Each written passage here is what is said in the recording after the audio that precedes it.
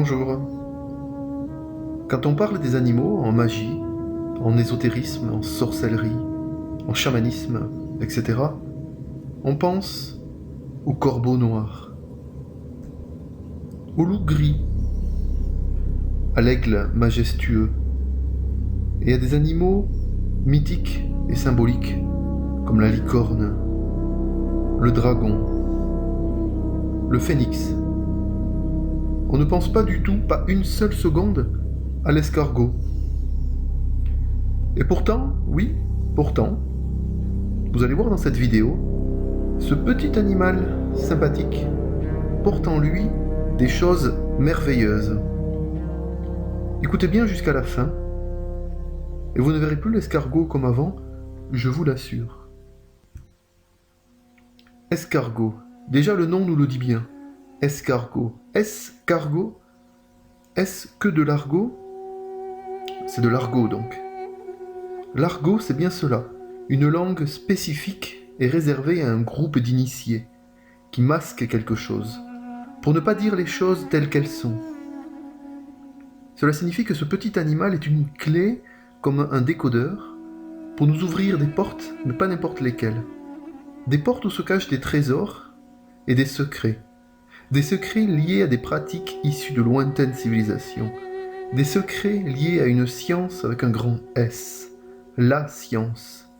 L'alchimie, bien sûr. Commençons par sa forme ou ses formes. D'un côté, nous sommes en présence d'un corps malléable, spongieux, humide, longiforme, comme un morceau d'éponge. Et d'un autre côté, c'est l'inverse. C'est la coquille fragile, mais résistante, indéformable, et présentant des aspects très circulaires. Alors ce corps, c'est plutôt la lune donc, le féminin. Et la coquille, c'est plutôt le soleil et le masculin.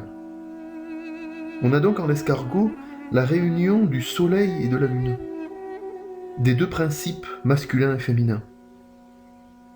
Mais c'est aussi l'union de ce qui est en haut, la coquille, orientée vers les cieux, et ce qui est en bas, le corps, directement en contact avec la terre. Les cornes des escargots nous représentent bien aussi cet aspect, deux paires, celle du haut, orientée vers le haut, et celle du bas, orientée vers le bas. Un bel exemple du texte, issu de la table d'émeraude d'Hermès Trismégiste, père des alchimistes, qui nous dit bien « Ce qui est en bas est comme ce qui est en haut, et ce qui est en haut est comme ce qui est en bas, pour faire les miracles d'une seule chose. Et ce miracle, au milieu, c'est l'escargot. »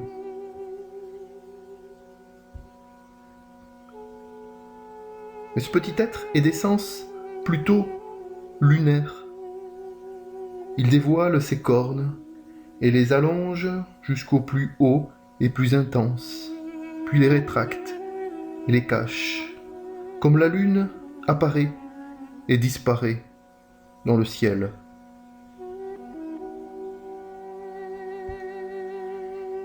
La circularité de la coquille symbolise l'aspect cyclique du temps, et donc l'infini et l'immortalité. L'escargot, en effet, il rentre sa coquille l'hiver, qu'il referme bien avec un opercule qu'il a sécrété lui-même. Et lorsque le printemps arrive, il l'ouvre et ressort de son logement entre guillemets. C'est une sorte de résurrection, comme le premier œuvre dans la tradition alchimique. Du profond de la mine sombre et noire, le fond de la coquille, jaillira la lumière brillante et étincelante. La porte s'ouvre sur les rayons du printemps. Ce n'est donc pas un hasard si les premiers chrétiens ont placé les coquilles d'escargot dans leur tombe pour assurer leur âme immortelle.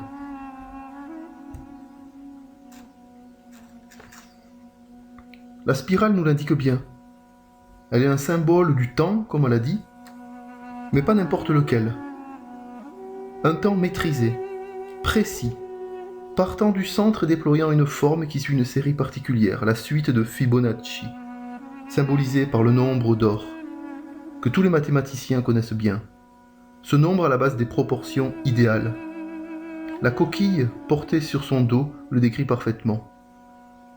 Cette spirale, c'est aussi un peu un labyrinthe, symbole de la recherche et du travail initiatique secret, sacré et caché. Et la lenteur caractéristique de l'escargot nous le montre bien aussi. Le message est clair. Pas trop vite, en respectant l'harmonie et les proportions idéales. Et comme le dit cet adage des alchimistes, la patience est un chemin d'or. L'escargot nous donne donc des indices et des conseils sur le chemin de la réalisation du grand œuvre alchimique. Il porte en lui 3 éléments particuliers. L'eau, l'humidité du corps et sa grande attirance pour la pluie. La terre sur laquelle il se meut au plus près. Et l'air, caractérisé par sa coquille intemporelle, dressée et de la forme d'un cyclone. L'eau, la terre et l'air, c'est bien sûr la rosée du matin, à partir de laquelle on en tire le feu secret, une des matières premières des alchimistes. Cette matière, issue des cieux qui retombent sur terre et qui a baigné les airs en y captant toute l'énergie astrale et cosmique. Et ce feu, il est double bien sûr, généré par le soleil et la lune. Ce n'est donc pas pour rien que l'escargot aime sortir les matins, surtout au printemps, pour recueillir l'humidité de la rosée lunaire, vaisseau céleste du feu secret. C'est bien lui le feu, le 4e élément. Et l'autre matière première du grand œuvre, elle est où? Au fond de la coquille, au fond de la grotte sombre dans les ténèbres, le noir absolu. Tout est clair, tout s'éclaire. Ce petit être est d'essence alchimique, il n'y a aucun doute. Il porte les 4 éléments en lui par sa forme et ses caractéristiques. Il porte la lune et le soleil par son corps et sa coquille. Il relie ce qui est en haut avec ce qui est en bas par ses cornes. Il récolte la rosée du printemps par ses cornes aussi. Il porte la matière première au fond de sa coquille. Il représente la lenteur du travail alchimique au laboratoire, mais aussi spirituel par sa vitesse légendaire. Il porte en lui la perfection absolue et l'harmonie, symbolisée par sa coquille en spirale de Fibonacci.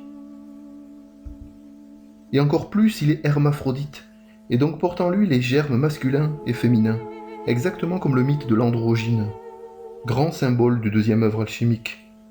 Lorsqu'on a réuni en un seul vaisseau le masculin et le féminin, purifié pour en obtenir le rebis, la chose double. Il est la perfection absolue, un être de gloire avec un grand G, G comme le Graal, comme le G, la même forme que sa coquille. Il est même capable de la reconstruire, sa petite coquille, tout seul. Il se régénère, oui. Est-ce que vous connaissez d'autres animaux capables de faire cela? Non. La preuve. Une petite expérience a été réalisée par une amoureuse des animaux. En récupérant un petit être avec sa coquille tout cassée, et en prenant bien soin de lui, il a pu refabriquer sa coquille tout seul. En voici quelques images. C'est génial, c'est magnifique.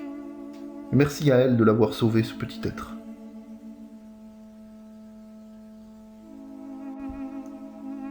Alors, s'il vous plaît, respectez-les, aimez-les, aidez-les, et surtout, ne les mangez pas. En les détruisant, c'est la magie qui s'en va. Ce sont les ténèbres et le cycle du temps qui s'arrêtent. Laissons-les chanter sous la pluie et nous guider vers le plus beau chemin de la vie. Humilité, harmonie, les pieds sur terre et la tête dans les étoiles.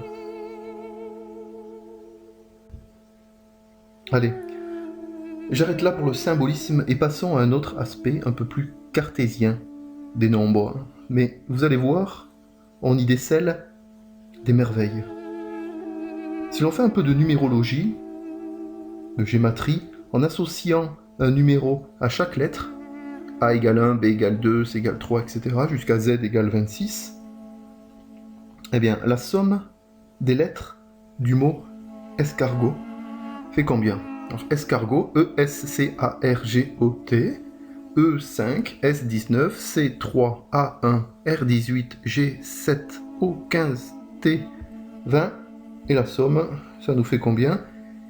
88. Bon. Au premier abord, c'est un nombre comme les autres. Eh bien non. Déjà, il est symétrique. Et 88, en ésotérisme, c'est un nombre spécial. C'est le double 8, et c'est l'infini relevé, maîtrisé, symbolisant l'infini du macrocosme en haut et l'infini du microcosme en bas, réunis. Comme le dit la table d'émeraude d'Hermès Trismégiste, on en a déjà parlé, ce qui est en bas est comme ce qui est en haut, ce qui est en haut est comme ce qui est en bas. Tout en haut, c'est le ciel, les étoiles, et encore plus haut les constellations. Et 88 représente exactement le nombre de constellations dans l'univers, selon l'Union astronomique internationale. Je n'invente rien, allez voir. 88 constellations, comme par hasard. Alors, 88 les constellations tout en haut, et tout en bas, c'est quoi?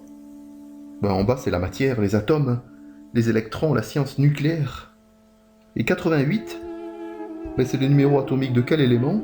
Le radium. Découvert par Marie Curie, et qui a engendré toute la science nucléaire, à l'origine de la transmutation des métaux en laboratoire. Transmutation. Tiens donc. Et ça sent l'alchimie quand même, non? Étrange encore toutes ces coïncidences. Hein. D'ailleurs, cet élément, le radium, de numéro atomique 88, son symbole chimique c'est Ra, R-A, pour radium. Et Ra, Ra comme le dieu solaire, dans les civilisations égyptiennes, représentant aussi quel métal? Eh bien l'or, bien sûr. Une petite découverte aussi, le piano, qui représente toutes les notes de l'univers, en bas comme en haut, blanc et noir. Comporte combien de touches en tout? 88. Cherchez sur internet, hein, j'invente rien, hein. Vous verrez. Bon, ok. Un peu moins amusant, 88, c'était le nombre de ralliements des nazis. La 8e lettre de l'alphabet, c'est le H. Alors 88, ça fait H. H. HH pour les nazis, c'est Heil Hitler. Et si on part de la fin de l'alphabet, la 8e lettre qui part de la fin, c'est le S. Alors 88, ça nous donne SS. Bon. Et leur plus fort symbole, c'est quoi? Le svastika, ou la croix gammée, en forme de spirale, représentant le cycle du temps qui s'enroule. Alors bien plus ancienne que l'époque nazie, hein, bien sûr, hein, mais ils l'ont prise comme symbole pour eux, alors qu'elle existait en des temps très anciens, avec un symbolisme bien différent. Mais cette croix, tiens, la spirale, ça rappelle rien, on dirait quand même bien la coquille de l'escargot, c'est exactement cela. Le voilà, troublant, coïncident, bien sûr, c'est juste une coïncidence. Hein. Alors 88, 2 fois 8. Alors 8, si l'on revient au tableau périodique des éléments, il correspond à quoi? 8 c'est l'oxygène.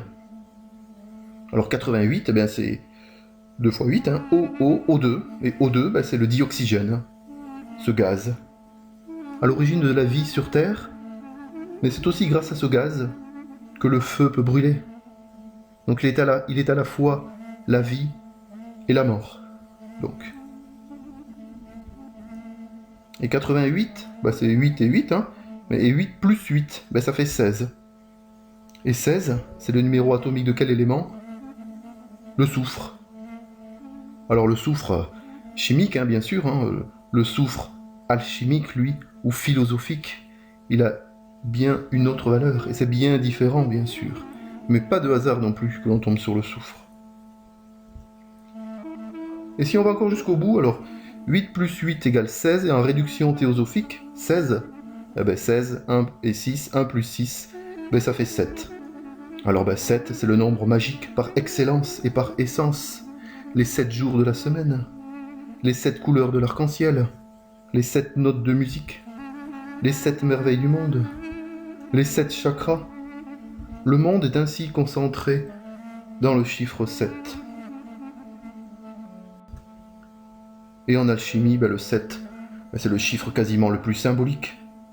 Les 7 planètes, ou plutôt les 7 astres correspondant aux 7 métaux à l'origine de la pierre philosophale. L'or, l'argent, le mercure, le cuivre, le fer, l'étain et le plomb.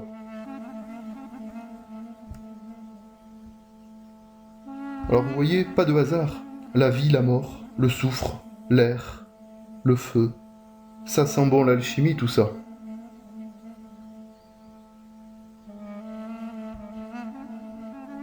Et ce nombre 88, il me touche personnellement. J'ai habité mes 20 premières années dans un immeuble, le voici, dont le numéro de l'appartement était 88. Mais exactement ici, précisément, au bout de la flèche. Et le numéro de téléphone, cet appartement, du 88, il se terminait par 88. Bon.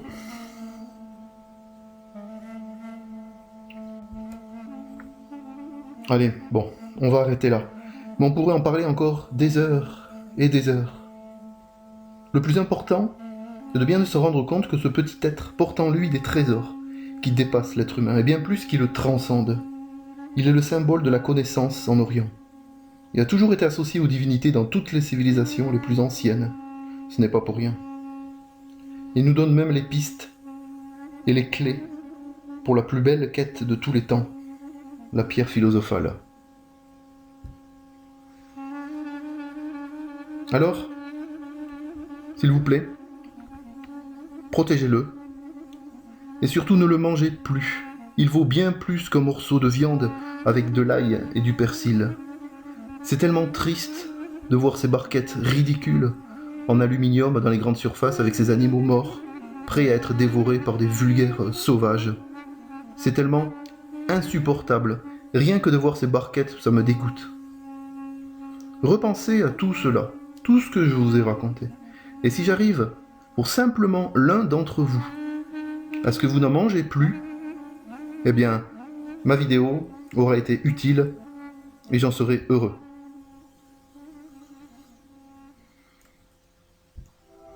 Allez, un petit peu d'humour pour terminer. Juste pour vous dire de faire attention à ce que l'on vous dit, à ce que vous voyez. Ne faites confiance qu'à vous, mais surtout rêvez, ouvrez votre esprit, brisez les barrières, dépassez les frontières qui vous sont imposées, et des trésors immenses apparaîtront. Cultivez-les, laissez-vous emporter par vos passions, quelles qu'elles soient, sans se soucier de ce que pensent les gens.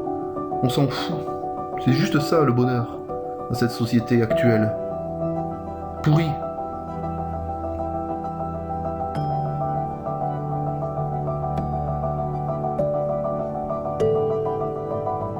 Vous voyez, comme j'ai dit au début, il n'y a pas que la licorne, le dragon, le phénix. L'escargot, par son nom, par ses formes, par ses caractéristiques, et même par les nombres, il porte en lui bien des trésors alchimiques liés au soleil et à la lune, et d'une valeur inestimable. Alors la prochaine fois que vous verrez ce petit animal, vous ne le regarderez plus comme avant, je l'espère. Mais le plus important, c'est de porter ce message de conclusion. Ne le mangez pas. Ne le mangez pas. Merci et à bientôt.